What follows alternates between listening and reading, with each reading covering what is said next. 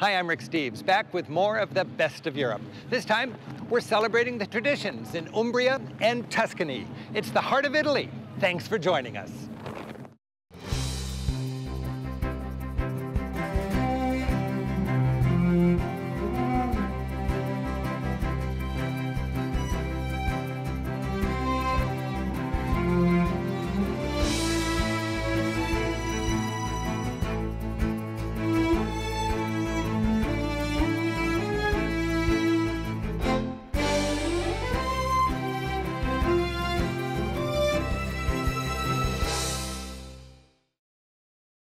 For me, the heart of Italy is Tuscany and Umbria. With farmhouse B&Bs as our springboard, we'll enjoy Italian culture, from village intimacy to the grand and saintly. We'll check in on some aging prosciutto, stone grind some polenta, corn mill, and dine with a noble family. We'll learn about and taste one of Tuscany's finest wines and savor Florentine steak, before retracing the steps of St. Francis in Assisi.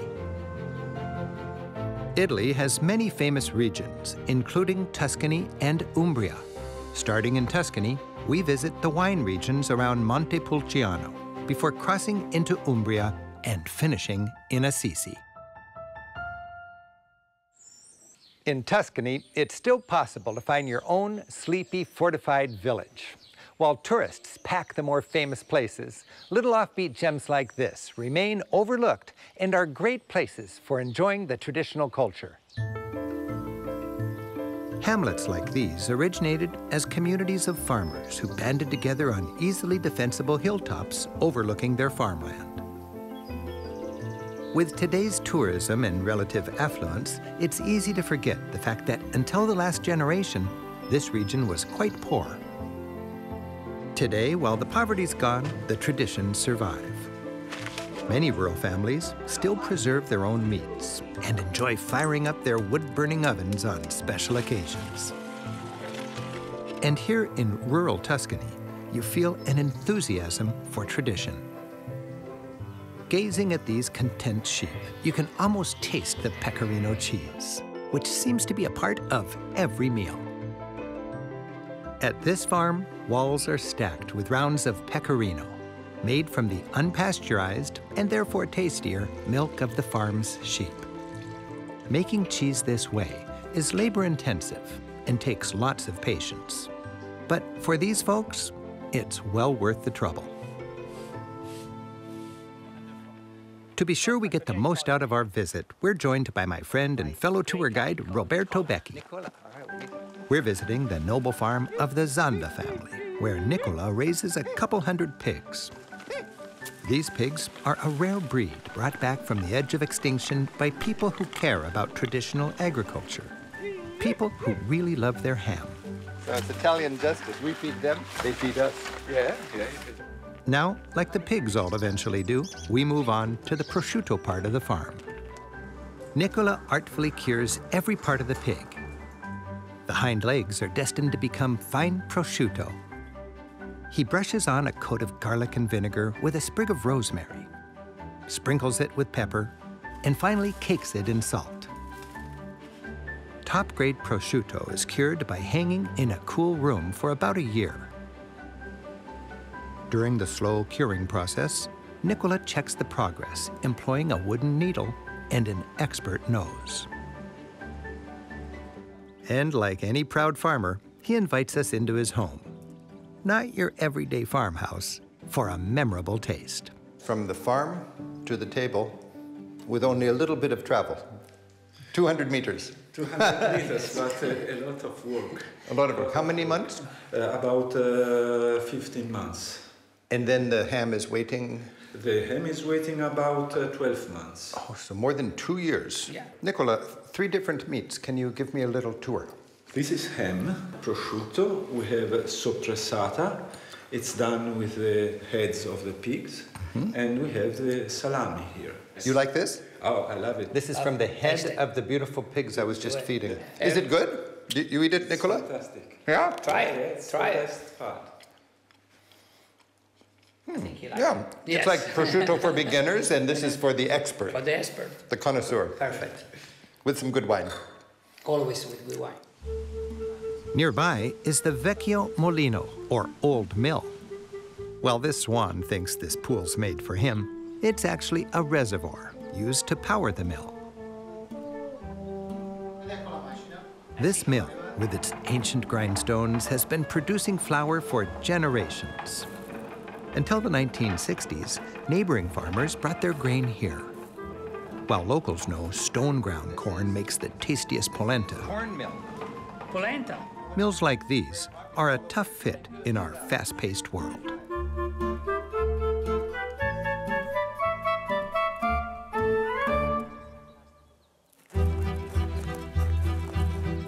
Aristocratic countryside elegance survives in Tuscany. But for these venerable manor houses to stay viable, many augment their farming income by renting rooms to travelers. We're staying in a B&B run by Signora Silvia Gauri. And like so much of what she serves, the limoncello comes from her farm. Signora Gauri rents a few rooms in her centuries-old farmhouse. As is typical of agriturismos, as working farms renting rooms are called here, the furnishings are rustic but comfortable. To merit the title agriturismo, the farm must still be in business, and the Gauri family makes wine. The son, Niccolò, runs the show now, mixing traditional techniques with the latest technology in a very competitive field. Signora Gauri is proud to show us her home. As her family has for centuries, she lives in the manor house. And the family tree makes it clear. The Gauri family has deep roots and goes back over 600 years. So it says Familia Gauri. Gauri Pannellini. All the way back to 1400, okay. 1400. 1400. Incredibile. The family room, the oldest in the house, is welcoming in an aristocratic sort of way. Under its historic vault, Grandpa nurtures the latest generation of Gauris as the rural nobility of Italy carries on. Upstairs is the vast billiards room. For generations, evenings ended here, beneath musty portraits, another reminder of the family's long and noble lineage. And Grandma passes down the requisite skills to the latest generation. If that was bowling, it would be very good. The kitchen, with its wood-burning stove and fine copperware, has cooked up countless meals. Signora Gauri, happy to share the local bounty, invites us for lunch. 3 generations gather on this Sunday afternoon with no hurry at all. The prosciutto and pecorino cheese provide a fine starting course, beautifully matched with the family's wine. Pasta comes next. And the children prefer theirs bianco, with only olive oil. And the little one, she's still mastering the fine art of eating spaghetti. Food is particularly tasty when eaten in the community that produced it, with a family that's lived right here for 6 centuries. It's memories like these that you take home that really are the very best souvenir. They call this a 0-kilometer meal. Everything was produced locally. It's a classic Tuscan table. Simplicity, a sense of harmony, and no rush. Enjoyed with an elegant and welcoming noble family.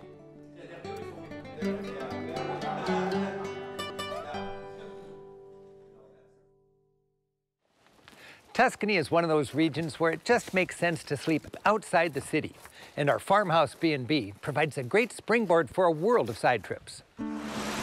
A short and scenic drive south takes us through some of Italy's finest wine country. This is the land of 2 beloved local wines, Brunello di Montalcino and Vino Nobile di Montepulciano.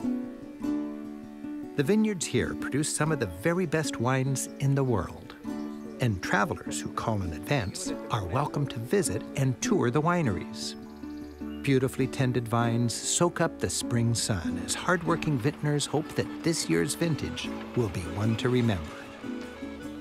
And overlooking it all is the hill town of Montepulciano. The town's sleepy main piazza is surrounded by a grab bag of architectural sites. The medieval town hall resembles nearby Florence's Palazzo Vecchio, a reminder that about 500 years ago, Montepulciano allied itself with Florence. The crenellations along the roof were never intended to hide soldiers. They just symbolize power. But the big central tower makes it clear that the city's keeping an eye out in all directions. For centuries, this town has celebrated its independent spirit. And today, these young people carry on that tradition and entertain their visitors with a colorful ritual.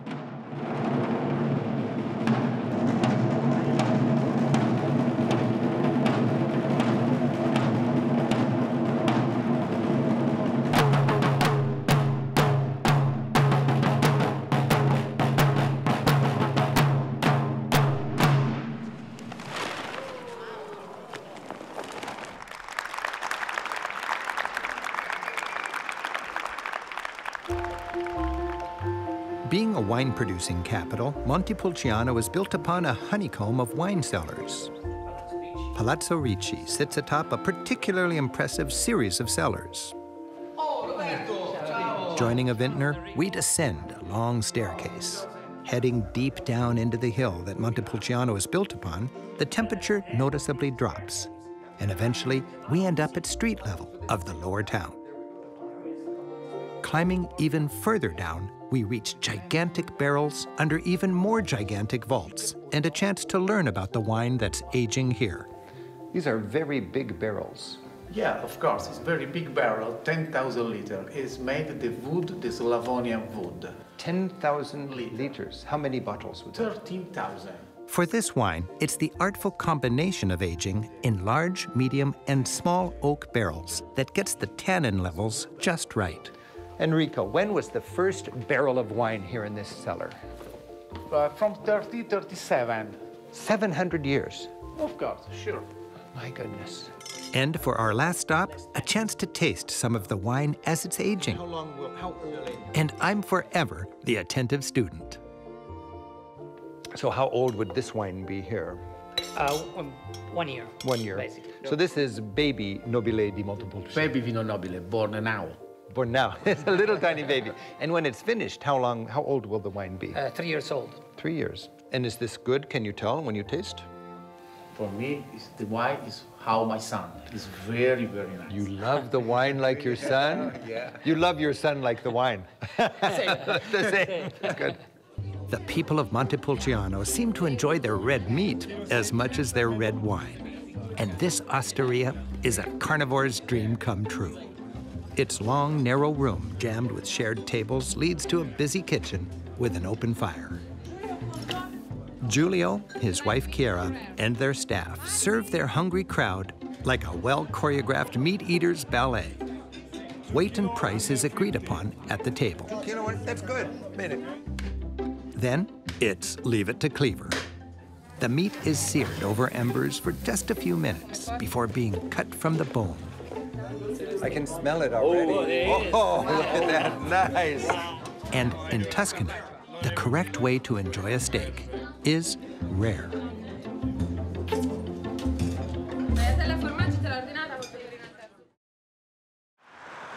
An hour's drive to the east takes us to the neighboring state of Umbria, famous for the town of Assisi and its beloved Saint Francis, who had a huge impact on the medieval church.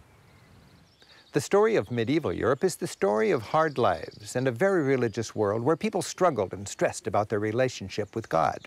Many thoughtful people entered monasteries and lived lives of quiet prayer and solitude in retreats like this. Around the year 1200, Francis, a simple friar from Assisi, was one such person. He retreated to this hermitage for the solitude, and it survives to this day with a handful of Franciscan friars living out his mission. Behind a little chapel, you'll find the tiny, dank cell where Francis himself would retire for private prayer. In this beautiful setting, you can almost imagine the much-loved saint preaching to the birds. Francis lived in the hill town of Assisi. While the Basilica of St. Francis, where he's buried, dominates the town, We'll visit that later. His story starts here, in the valley below, in the Church of St. Mary of the Angels. It's a grandiose Baroque church. But stepping inside, you realize it's built around a humble little chapel.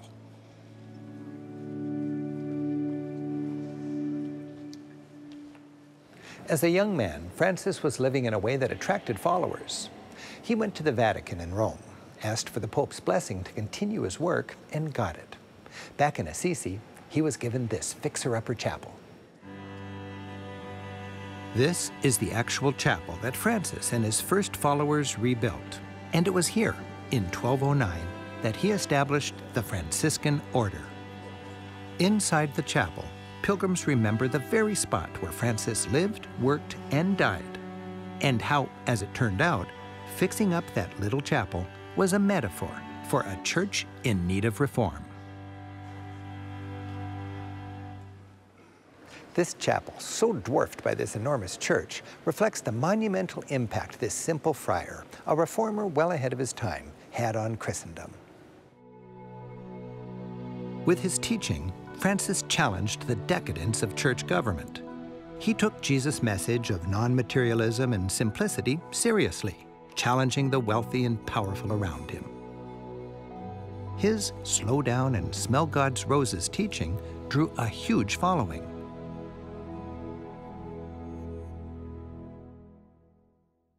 Francis strove to be Christ-like. He taught by example, he lived without worldly goods and loved all of creation. A huge religious order grew out of his teachings, which were gradually embraced by the church. In 1939, Italy made Francis one of its patron saints, and in 2013, the newly elected Pope took his name, the first ever Pope Francis. A visit to Assisi shows that Francis' message of universal love has a broad and timeless appeal. In fact, Assisi routinely hosts interfaith gatherings. And even non-religious travelers become pilgrims of a sort as they explore the town and remember Francis. Any pilgrimage site will be commercialized, and Assisi, which enthusiastically cashes in on the legacy of St. Francis, is no exception. The town overflows with Francis fans and a flood of Franciscan knickknacks. But most visitors are day trippers. So to enjoy Assisi at its peaceful best, see it early or see it late. While the town center may be congested, just a few steps away, you'll find pockets of serenity. As you explore, gaze up. Balconies are tiny gardens. Medieval Assisi was densely populated, with several times the population of the town today packed within its protective walls. The town's main square is an inviting place to relax. As in many European old town centers, it's pedestrian-friendly and almost traffic-free. Assisi has been a spiritual center since pre-Christian times. The ancient Romans went to great lengths to make this 1st century BC Temple of Minerva, with its stately Corinthian columns, a centerpiece of their city. A Christian church was built into the ruined pagan temple in the 9th century. And its fine 13th century bell tower soars above the crowds of the main square. But it seems most visitors are here for the story of St. Francis.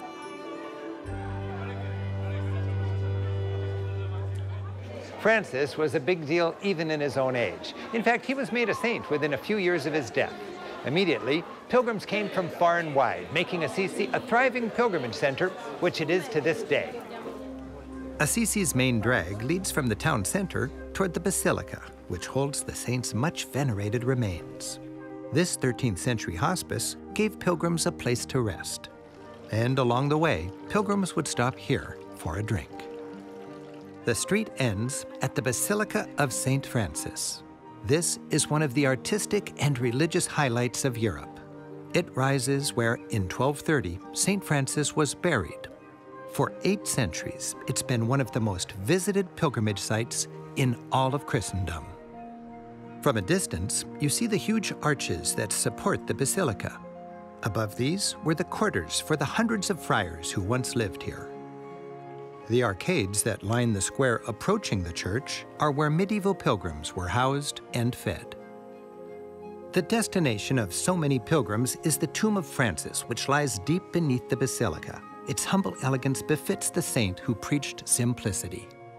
The saint's remains in a stone box with iron ties are one of the most important Christian relics anywhere.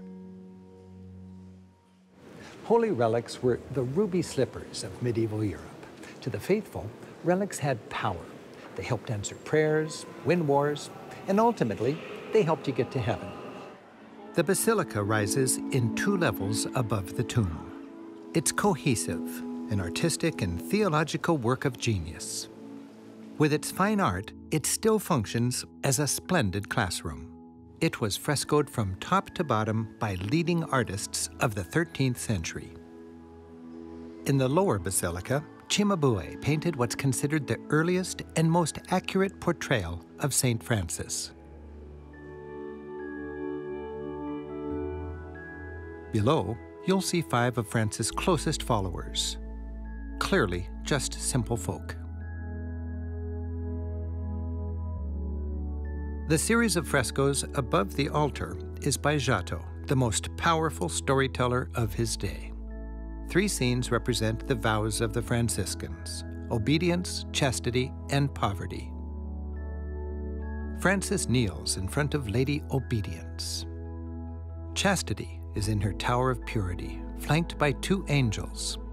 And Lady Poverty is in her patched wedding dress. Francis, about to marry her, slips a ring on her finger as Jesus blesses the union. And high above is Francis on a heavenly throne. After a life of earthly simplicity, he enjoys glory in heaven. In the 13th century, Giotto's art was radical, unprecedented in its realism. He portrayed holy people expressing emotion as never before. Here, in this crucifixion scene, one angel turns her head sadly at the sight of Jesus, and another is in such anguish she scratches her hands down her cheeks.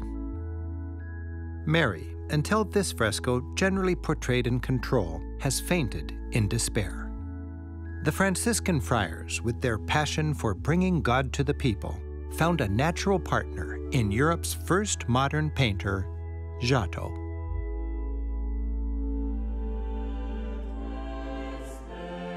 The upper basilica, built a bit later than the lower, is considered the first Gothic church in Italy. It's brighter, illuminated by 13th century stained glass, the oldest in Italy, and covered with frescoes by Giotto and his assistants. The nave shows 28 scenes from the life of St. Francis, a mix of documented history and folk legend. Here, Giotto shows a nearly naked Francis, the rich kid, tossing his fancy clothes to his father, befuddling high society by trading a life of luxury for one of simplicity. But ultimately, even the Pope recognized that Francis could restore a church and society in great need of reform. In a land torn by war, Francis promoted peace. He preached by example and made the gospel's teaching more accessible to common people. Francis' message of non-materialism challenges the wealthy and powerful to this day. And perhaps the most endearing scene in the basilica shows Francis preaching to the birds. Francis loved nature as well as humanity. The variety of birds represents the diverse flock of nature and humanity, all worthy of one another's love. Today, 800 years later, I find the message of St. Francis still relevant. Thoughtful travel causes us to consider things differently, from the art of fine living to the teaching of a medieval saint. It opens us up not only to our world, but to new ways of appreciating it. Thanks for joining us. I'm Rick Steves. Until next time, keep on traveling. It's the best of Italy. No, it's the heart of Italy. Rick,